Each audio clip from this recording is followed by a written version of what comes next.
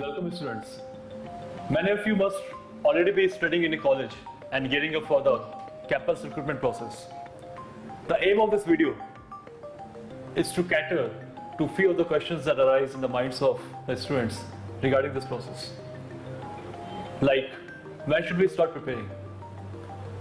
What are the areas to focus upon? The do's and don'ts. Well, before I start discussing the strategy, I must add that failing to plan is planning to fail. It's even more so important in our case because for most of us, this is going to be our first job, and hence we are naturally bound to be a bit nervous.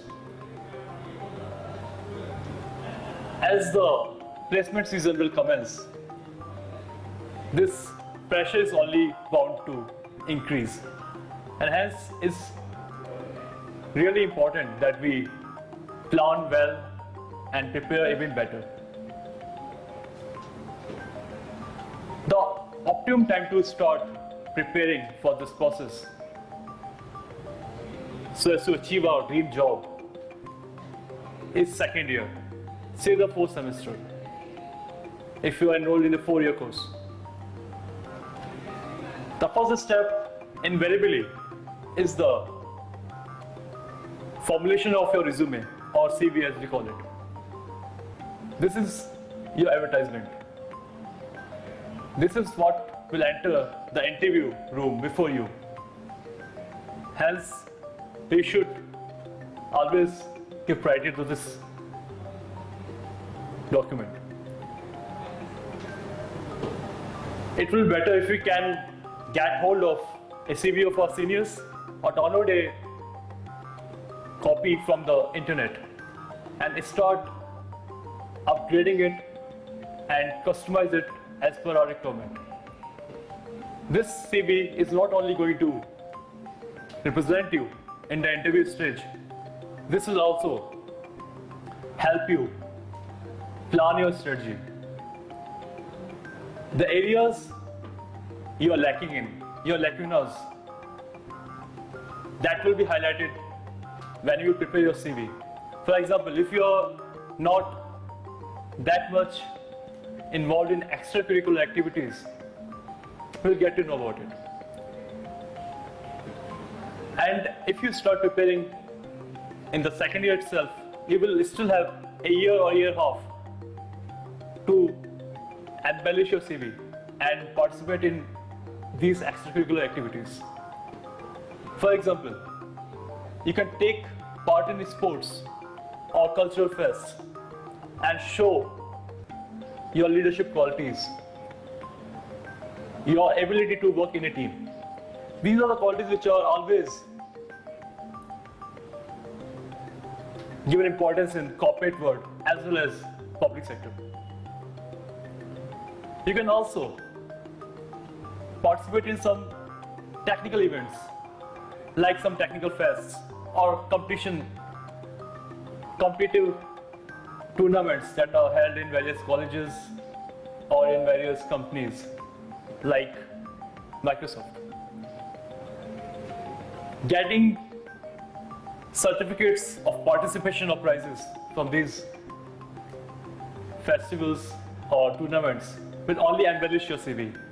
It will also give an impression to the interviewer that you are really interested in the field that you have chosen. For example, if you are a BTech student from the stream of computer science or IT, it's of utmost importance that you participate in some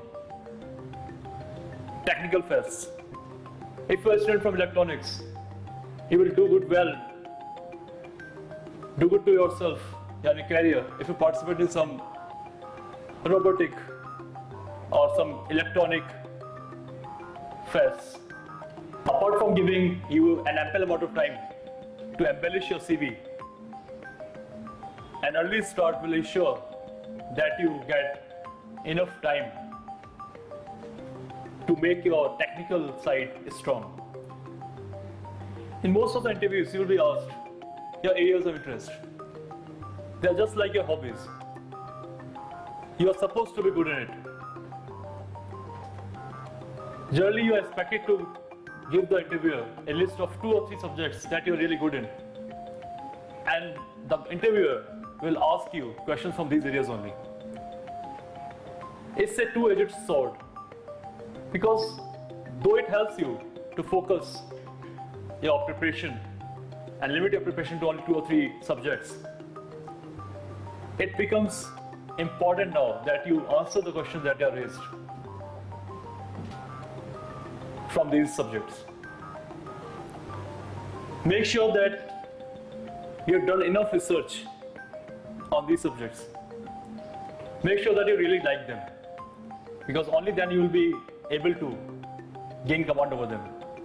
For example, if you're a student from computer science, you can choose a subject from among operating system, database management system, data structure, networking, or a few languages like C, C++, Java.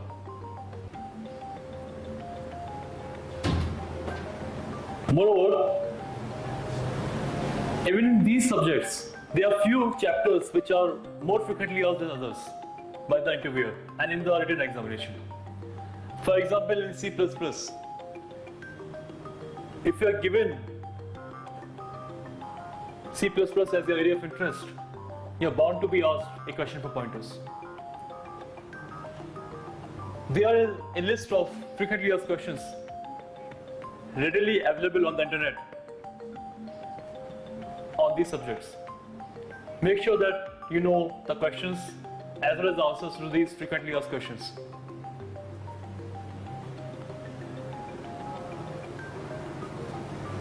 Various companies vary in the kind of questions they ask, both in the written examination and the interview. So it will be prudent for us to go through the last 3 papers of these companies, the companies that are going to visit your campus. Go through the kind of technology that these companies deal in, the areas these companies work on, their clients. For example, if a company is having most of its projects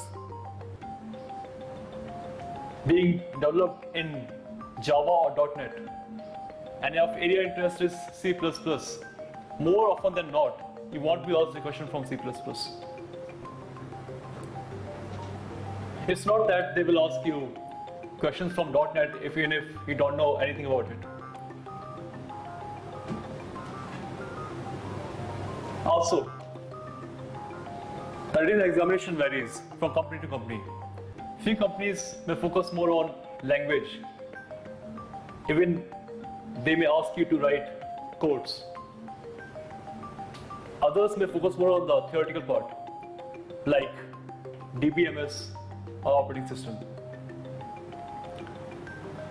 You will also have to optimize your CV as per the company that you're going to appear for interviewing.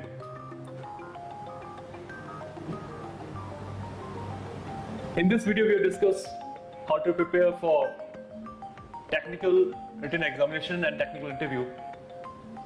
In the next part of this video, we have to focus on how to prepare for aptitude test and the soft skills, how to participate in GD and do well in interview. Thank you.